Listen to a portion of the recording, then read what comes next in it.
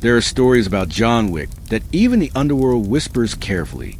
Most people know the legend, the Baba Yaga, the man you send to kill the boogeyman, the impossible task that bought his freedom. They know about the puppy, the 1969 Mustang, the body stacked like cordwood in the wake of his grief. But there are nights that never made it into the stories. Gaps in the timeline. 48 hours here, a weekend there, when John Wick vanished from the grid and the Continental's records went conspicuously silent. This is one of those nights. It happened between the red circle and the church, after John had painted New York red, but before the world truly understood what they'd awakened, when he was still momentum made flesh, a force of nature that hadn't yet learned it could stop. The Continental in Prague was different from its New York counterpart, older, built into medieval bones, where the stones themselves remembered the 30 Years' War. They called it the Catacombs, and Winston had sent John there with a single phone call. "Jonathan," Winston had said, his voice carrying across the Atlantic with the weight of old friendship and older debts. "There's a complication." John had been cleaning his Glock.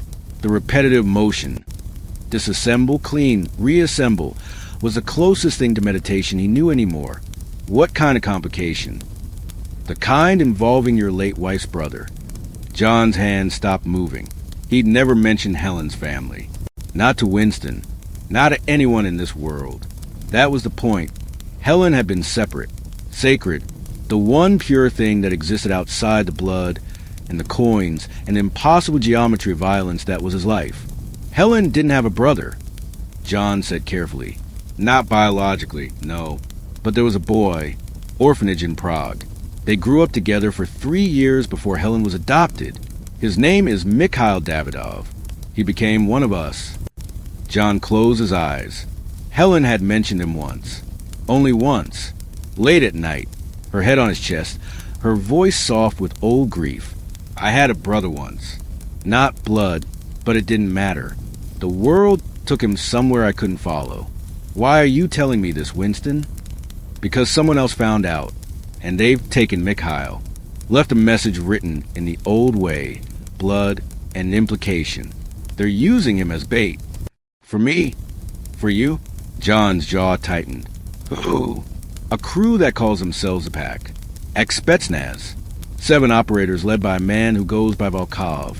The Wolf. They specialize in pressure points. Finding what matters to high table members and squeezing until something breaks. The high table has rules about family." Winston's pause carried volumes. "They do, but Mikhail isn't registered as family. He's just another contractor. And technically, they haven't killed him. They're simply holding him, waiting to see if the Baba Yaga cares about a man whose only connection to him is a woman who's already dead." John stood. The decision was already made. Had been made the moment Winston mentioned Helen's name. Where? Prague. The Catacombs. Sharon is arranging transport. "Jonathan." Winston paused. "The pack are professionals. Soviet trained. They know what you are. This is a trap." "I know. And you're walking into it anyway." John picked up his Glock, started reassembling it with the muscle memory of a man who'd done this 10,000 times. "She loved him," he said quietly. "That's enough." The flight to Prague was turbulence and silence. John didn't sleep. Hadn't really slept since Helen. Just closed his eyes and existed in that space between waking and dreaming with a dead visit, and the past refuses to stay buried. He thought about the photograph Helen had shown him. Once. Just once. 2 children in an orphanage courtyard, both dark-haired, both too serious for their ages. Helen, maybe 7. The boy, Mikhail, a year younger, holding her hand like it was the only solid thing in a dissolving world. He used to have nightmares. Helen had said, I'd tell him stories until he fell asleep. Made up things about brave nights and happy endings. Lies basically, but kind ones. John had kissed her forehead. They weren't lies. You got your happy ending. She'd smiled. That smile that made everything else disappear. I got you, she'd said. That's better than any story. The plane touched down at dawn. The Catacombs concierge was a woman named Katia, who remembered when John had been just another contractor. before he became a myth. "Mr. Wick," she said, setting down her pen. "Your room is ready. And there's a message."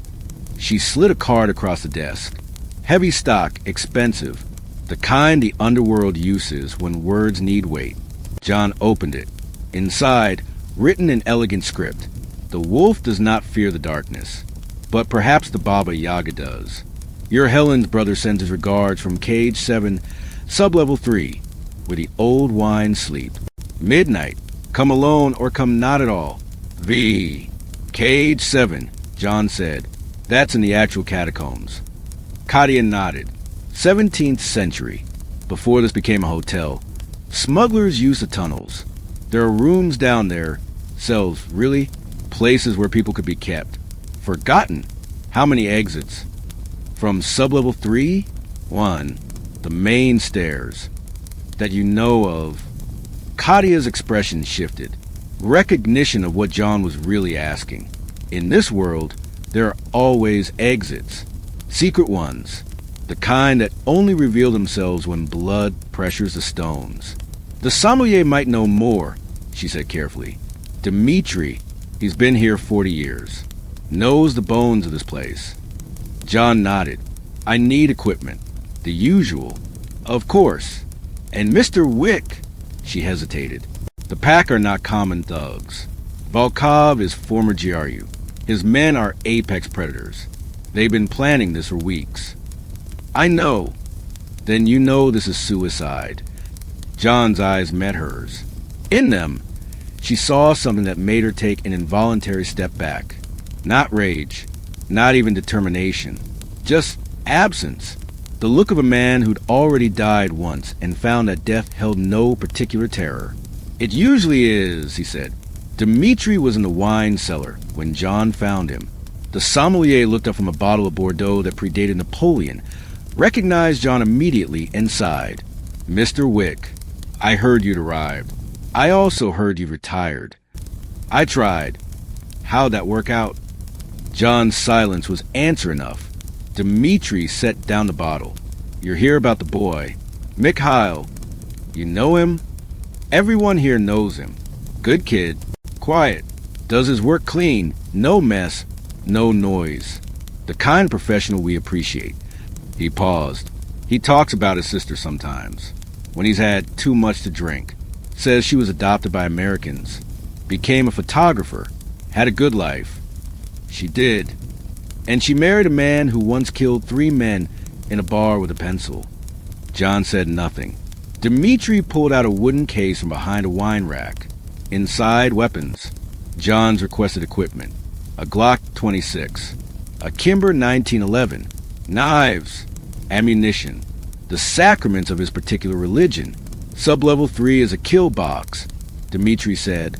1 way in, 1 way out. Stone walls 3 feet thick. The pack will have positions crossfire, probably explosives rigged to collapse the tunnel if things go wrong. Alternative routes? There's an old smuggler's passage. Comes up through the floor of Cage 9. 2 cells down from where they're holding Mikhail. It's been sealed for decades, but... He pulled out a set of blueprints. Old. Hand-drawn. The seal is just brick and mortar. A man with proper motivation to get through. John studied the map. I'd still have to cross an open space. They'd hear me coming. Yes, but you'd have surprise. And from what I understand about you, Mr. Wick, surprise is your second best weapon. What's my first? Dimitri smiled grimly. The fact that you're already dead. You just haven't stopped moving yet. Midnight came like a blade through silk. John descended into the catacombs through the smuggler's passage. The tunnel was narrow, damp, thick with the smell of earth and old death. He moved in absolute silence. A skill learned from a lifetime of being a thing that comes from the dark. The brick seal crumbled under his hands. Beyond it, Cage 9. He emerged into a stone cell lit by a single bulb. The tunnel system spread before him like arteries. He could hear voices. Distant, Russian. The casual conversation of men who believed they had the advantage. John checked his weapons. Loaded. Locked. Ready. Then moved. Cage 8 was empty. Cage 7. Mikhail was there, 30-something, dark hair, Helen's eyes, beaten but alive, chained to a chair in the center of the cell, blood on his face, defiance in his posture, and around him, the pack, 7 men, military bearing, weapons ready, positioned exactly as John had expected, crossfire angles, overlapping kill zones, professional spacing. Volkov stood behind Mikhail, tall, scarred, smiling. "Baba Yaga," he said in Russian. "You're early. I'm impressed." John stepped into the light, both guns ready. "Let him go." Volkov laughed. "Or what? You'll kill us? Please. We're 7. You're 1. Even the boogeyman has limits." "You'd be surprised." Something in John's voice made the smile fade from Volkov's face. "This is about respect." Volkov said, "You retired, left the life, made the high table look weak. Like contract unnegotiable, like blood debts can be forgotten because a man falls in love. We can't allow that, so we took something from you. To remind you that retirement is a courtesy, not a right." Mikhail looked up, saw John. Recognition flashed across his face, followed by confusion. "You're him," Mikhail whispered. "Helen's husband." John's jaw tightened. "She talked about you." "I never knew she'd married. Never knew she'd..." He stopped. Understanding dawned. "She's gone, isn't she?" John nodded once. Mikhail closed his eyes. When he opened them, there were tears. "Then why are you here?" "I'm nothing to you. Just a ghost from her past." John raised both guns. "You're her brother," he said simply. "That's everything." What happened next lasted 11 seconds. John moved like water through stone, fluid, inevitable, unstoppable. The first 2 gunmen went down before they could process movement as threat. The third managed to fire, bullets sparking off stone where John had been a heartbeat before.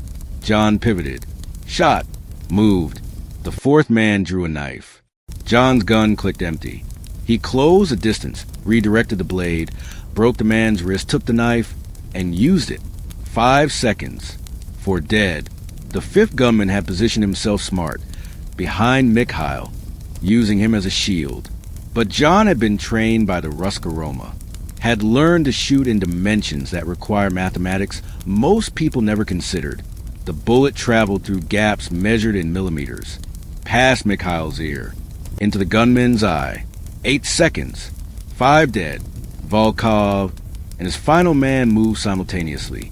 Professional, coordinated, the kind of teamwork that comes from surviving wars together. They should have been enough. Would have been enough against almost anyone else. But John Wick wasn't anyone else.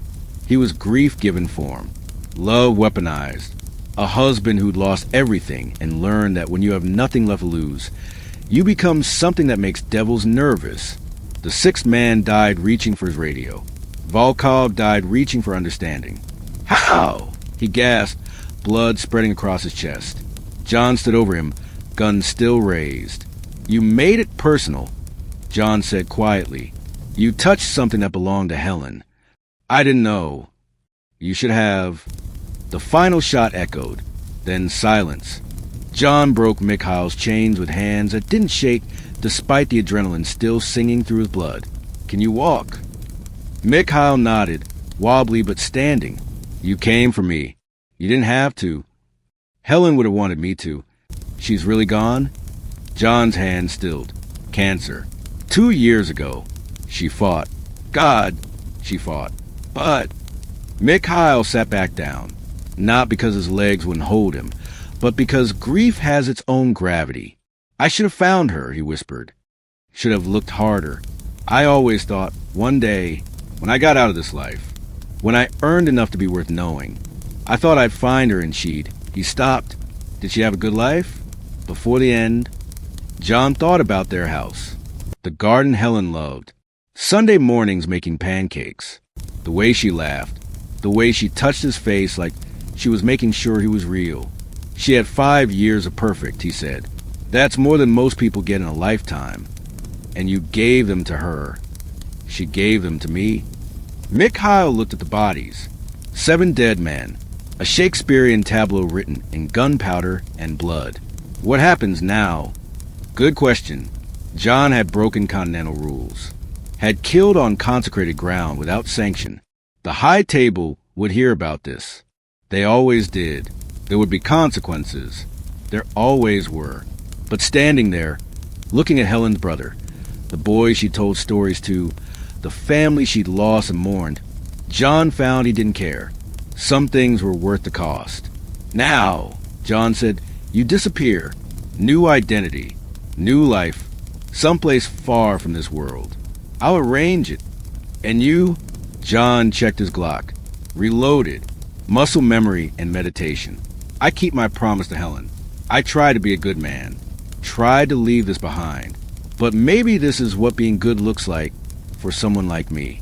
Protecting the people she loved, even when she's not here to ask. They walked through the tunnels together. Behind them, 7 bodies growing cold. Ahead, the stairs leading back to the world. At the top, Katia was waiting with the phone. Mr. Wick, it's for you. John took it. Knew who it would be. Winston. Jonathan, I hear you redecorated the catacombs. The pack needed thinning. A pause. Winston choosing his words carefully. The High Table is displeased, but not entirely unsympathetic. Volkov was making noise, operating without proper sanction. His death solved certain political problems. Another pause. However, there must be balance. You've killed 7 men on Continental ground. That requires a marker. John looked at Mikhail, the boy who'd held Helen's hand in an orphanage courtyard, the last living piece of the woman who'd saved him. What's the price? 1 favor. Unnamed, unclaimed, but when called, and it will be called, you answer. No refusal. No negotiation. And Mikhail walks free. Clean passport. Clean slate. The table's gift in memory of your late wife's kindness. John closed his eyes. Saw Helen smile. Heard her voice. Sometimes the right thing costs everything. But that doesn't make it less right. Done, he said. 3 days later, John stood at the airport watching Mikhail board a flight to Auckland, New Zealand, far enough from this world that maybe, just maybe, he could build something clean. Before boarding, Mikhail had turned back. She'd be proud of you, he'd said. Helen, for coming for me. John had shaken his head. She'd be disappointed I didn't find another way. Maybe, but she'd love you anyway. That's what she did. Love people despite their damage. He'd paused. Thank you for giving her those 5 years. And for keeping her memory alive by saving me. Now, watching the plane disappear in the clouds, John felt the weight of the marker in his pocket. Another debt. Another chain. The life never let you go. Not really. But standing there, thinking of Helen's smile, of Mikhail's second chance, of love proving itself stronger than the dark, John decided some chains were worth carrying. He turned, walked back toward the terminal, toward New York, toward whatever came next. Behind him, 7 bodies in a Prague catacomb. Ahead, a marker waiting to be called. And somewhere between memory and obligation, John Wick kept walking. Because that's what you do when you're already dead but haven't stopped moving. You protect what remains. You honor what was lost. And you carry the weight until the weight breaks you, or you finally earn the rest you've been dying for. The wolves hadn't run, but neither had the Baba Yaga. And in the end, that's what legends are built from. The refusal to yield, even when yielding is the only sane choice.